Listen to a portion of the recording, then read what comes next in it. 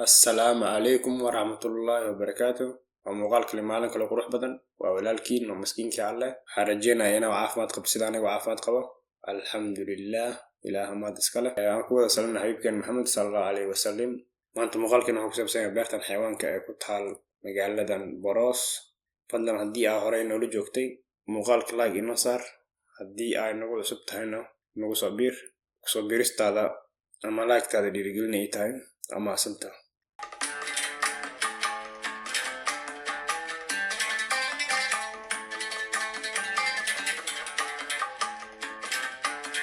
beertan xayawaanka ee boros waxay ku fadhidaa dhul dhan 40 hektar taa oo laga aasaasay qaybta waqooyi ee bartamaha magaalada boros sanadka markuu ahay 1962.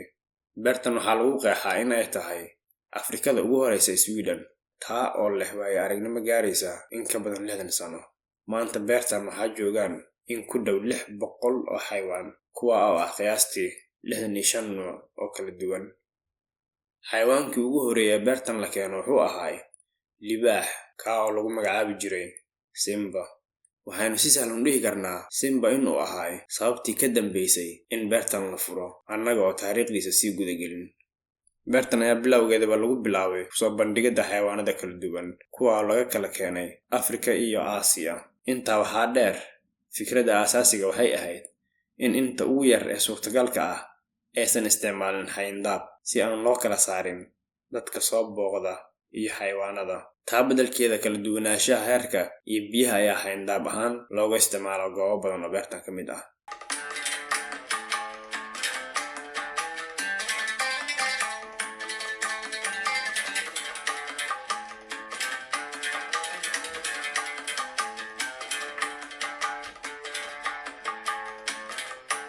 halkan waxaa joogaan xayawaano fara badan isla markaana kala duwan.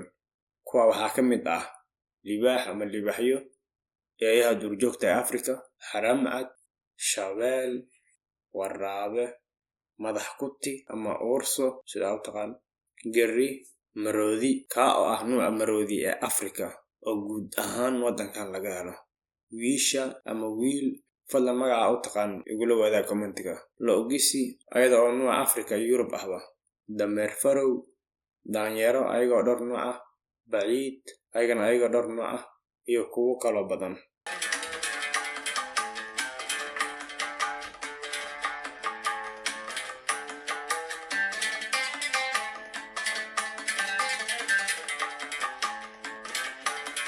weliga ma ku riyootay ama ma isweydiisay sida ay noqon lahayd inaad ku noolaato bartamaha duurjoogta Afrika weliba adigoo Yurub dhex jooga?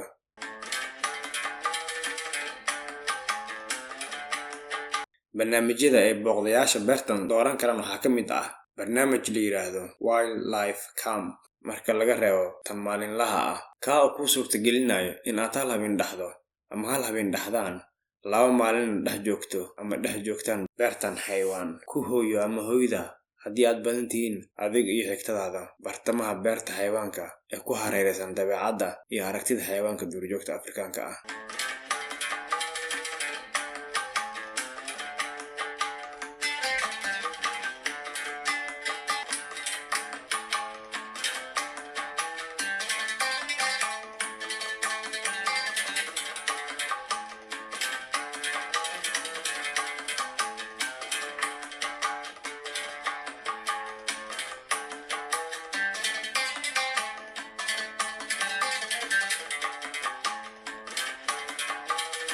halkan waxaad ku wada hooyan kartaan teendho qoys oo ballaaran oo loogu talagalay 4 qof adiga iyo dadkaad wada socotaan.